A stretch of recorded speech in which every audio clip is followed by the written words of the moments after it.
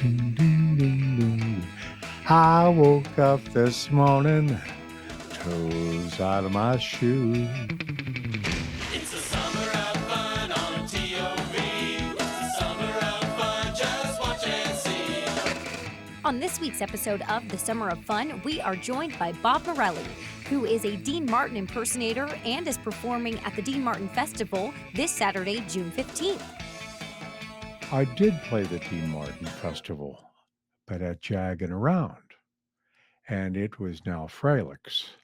Oh. Okay, so the old owner, uh, Rob Lefevre, said, "You're going to do what?" I said, "I'd like to offer you a show on Dean Martin weekend. I, an Elvis guy, a King of Swing guy that does Louis Prima, and a Paul Anka will do the show for you all night long." And I offered him a phenomenal price, and he took it. So that was my first step into the Dean Martin Festival, but not alone.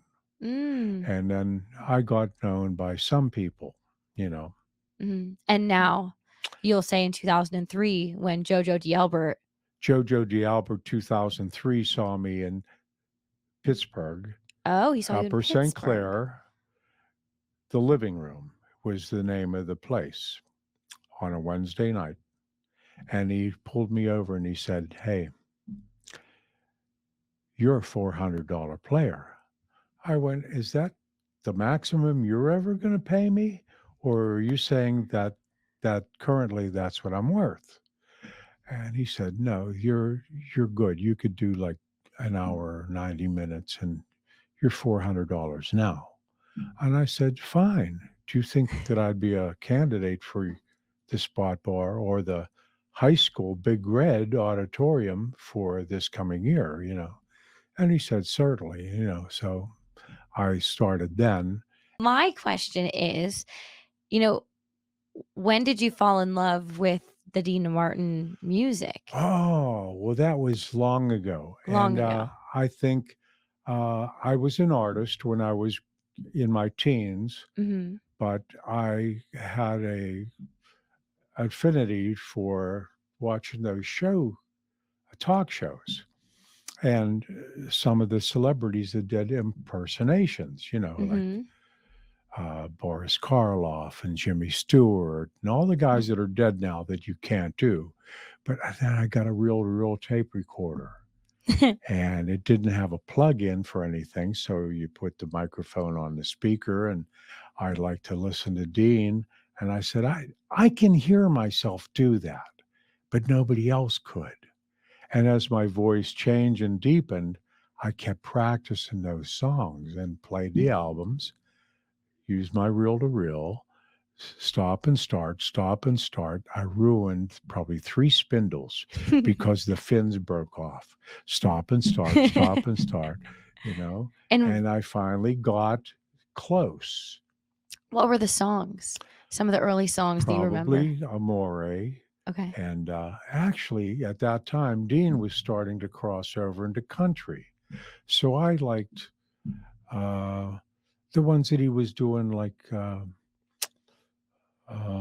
Wichita Lineman, General on My Mind. He was, you know, he was doing somebody else's country, you know. Yeah. And the one that I still like is Open Up the Door and Let the Good Times In, because it's real good, like a strong beat, and it starts out like a live performance, like a lot of the audience talking and this and I, ding ding ding ding ding ding ding ding ding ding ding ding. I woke up this morning, toes out of my shoes, cold north winds are howling, bringing me the blues. I said, I'm busy, call some other time. Excuse me while I have a smoke if I can't find a dime, or something like that, you know. So I just love that because it's so quick, and so it's just has that strong guitar beat, strong country. What about now? So take us up to present day, people who are coming to the Dean Martin Festival, who are going to see you.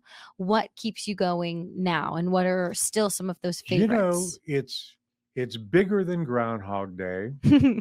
It's quite different. They change it from year to year, and there's just people that I've met. Like when I started, there were people coming into Jojo D'Albert's place, which I give him a lot of credit and a lot of, I'm loyal to a certain point because he found me and got me as a solo performer. But there were people from Great Britain, from Norway. I see a guy every year that comes down from Canada, you know, and Lorenzo and his son were just monopolizing my time. And last year, and he's just wonderful. And there's just so many people that go, "How did you end up sounding like him?" I said, "I, I probably ruined like 14 spindles on that reel to reel, like just constantly practicing and Mhm, trying to get the tone, mhm. And but I used to do other impressions, even in high school. They knew that I did the impressions, and the secretary who did the morning announcements said, "Come over here. We would like you to do the morning announcements, and you could do your impressions. Like each segment of the day, you could You do can it be in a a different different person. character, you Yeah. know?" Did you? And I did. Like, and I would do it like in Boris Karloff. "Oh, I got his eyes, his ears, his nose, his mouth, all from a handsome Frenchman I once knew in Paris. I got his limbs from a swarthy Swede in Sweden. But view my newest creation. Oh no, oh Horace, no, no. I left his heart in San Francisco." Give me more. Give Stuff me like that. more. Who else did you Oh, do? I don't. I You don't know. All the people I do are dead, so they're more irrelevant than I am. No, they're more famous now Yeah, because you can try and recreate them. That's the only way you're going to yeah. get them. It's hard to do like before noon and before 1 o'clock I anyway. imagine. But and I don't do as many. I mean, I'm not the prima donna Dean Martin. Tom Stevens is really, really good, and it's hard to get him out of his busy, busy Mm, schedule. But he does like 40 voices, mm, and he does an act where it's like Dean Martin at karaoke, Dean Martin and friends, and mm. he'll even do women's voices. So Does it put a I'll give credit to my opposition or my yeah? competition. I mean, because he's really talented, and Does it put a strain on your voice at all, or you've trained so much for it that it's fine? To do Dean Martin Yes, is like throwing a knuckleball in baseball. I can do it all day all day long, long. no Okay. problemo.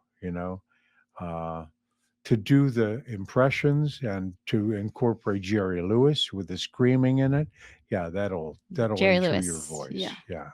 Okay. So what are some of your I have a list here of some of my favorite songs, and Bill Phillips gave me some of his favorite songs, Okay. and which are some of your favorite to sing? Jeff likes all of the Christmas. He said it this morning, Marshmallow World. Yeah. I like that one too. But he loves all the Christmas songs, Dean Martin. Yes. And yes, all those Silver Bells and Rudolph, because Gene changes Rudolph to Rudy. Yeah. Yeah, Yeah. that's good. And but I lately I like open up the door and let the good times in because it's so quick and it's so fast paced and zippy. Mm, And then the real romantic ones that have a lot of Italian in them, mm, from the bottom of my heart. And when I try to vary away from the doing the cover songs, people want the old standards yeah. because that's what they're accustomed to. Hmm. So you have to give them a certain amount of that. But for my own contentment, I have to change it up a little bit. Yeah. People ask me, they go, well, why did you even choose him? Yeah. And it was, to tell you the truth, there was a movie, Frank Sinatra and Dean, and played in a movie called Some Came Running. Mm. And Frank Sinatra comes back from the service and meets Bama Dillard with a hat, and Dean Martin's this card sharp, and Dean in that movie drove a 1941 Cadillac convertible. And at that time, when I was 16 years old, my dad bought another one that he was going to restore, and he liked that. So it was like, and for years and years, that car was like my brother. My family held on to it. But that, just Dean being so cool and driving the car that my dad had, it just like was a magnet. Mm. So I started doing that even more, trying to imitate him.